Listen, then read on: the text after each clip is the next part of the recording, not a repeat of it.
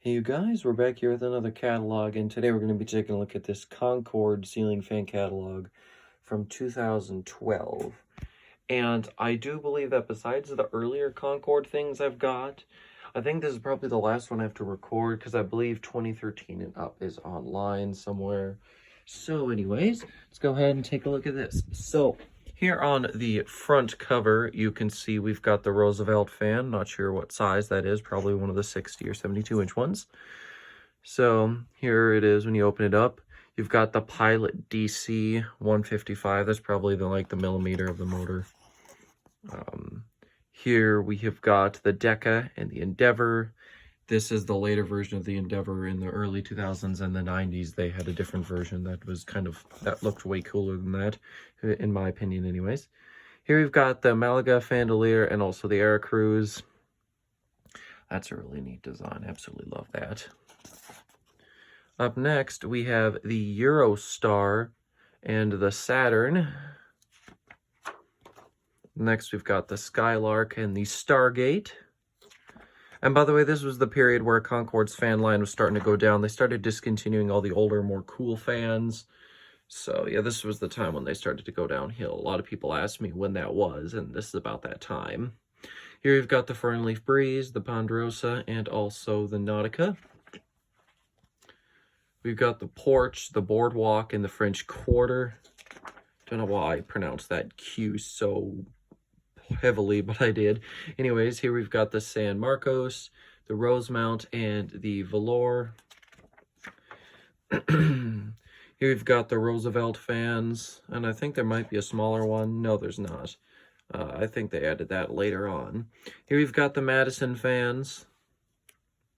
I always did quite like the Madison. I think it's a really good quality fan. Here we've got the Cape Town and the Decorama as well. This fan lasted way longer than any of the other fans that were similar to it. They discontinued that one in like 2014 or 2015, I think. Here we've got the California Home, and it's turned or yellow. This is the real builder stuff here, the real cheap stuff. You've got the Home Air and the Home Air Deluxe and the Heritage Designer. Now, the Home Air fans here, I believe that in the Sunset book, there was also just a regular Home Air ceiling fan without the light. These ones with the light kits all have the light kit that sort of attaches onto the bottom there, whereas the Heritage fans here, these ones, they have the more integrated style light kit, and that's the real difference between them, even though if they otherwise look similar, that's the difference. So here's the Heritage and the Heritage Home, and here's the Heritage Square and the Heritage Fusion. These fans, from what I hear, aren't the greatest, and I wouldn't be surprised. They've offered some of the Heritage fans since the 2000s, like 2006, I believe. I think that's when they started offering both the 4-light kit. That's a 3-light kit, but I think they had a 4-light kit one. And then they also offered that bowl at that time. Anyways, here are the Energy Star versions of what you just saw, and apparently there's another finish available for this one. Here we've got the smaller Heritage Squares and Heritage Homes.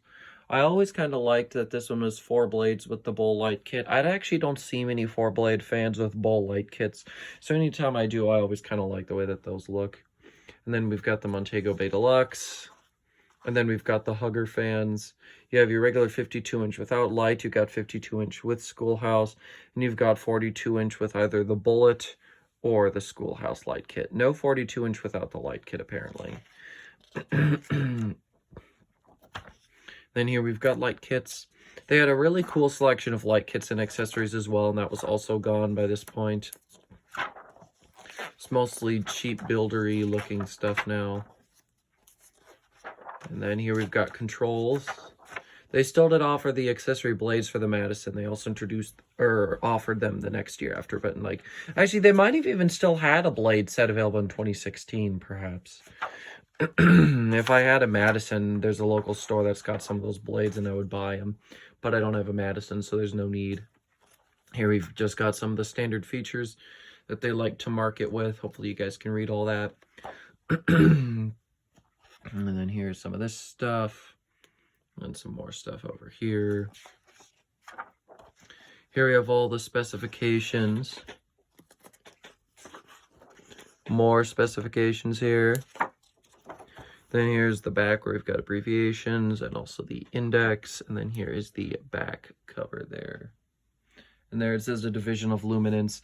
I don't know when they started out as a division of luminance. We're trying to pinpoint that exactly. Someone said that it was 2010 or like 2011 when that first happened. That is wrong. It was earlier than that. Based off the catalogs I've gotten, some of the evidence I've got, it would have been sometime in the late 2000s. Maybe mid-2000s when that all happened. But anyways, yeah, that's all I've got for this video. So thank you guys so much for watching, and I'll see you next time. Goodbye.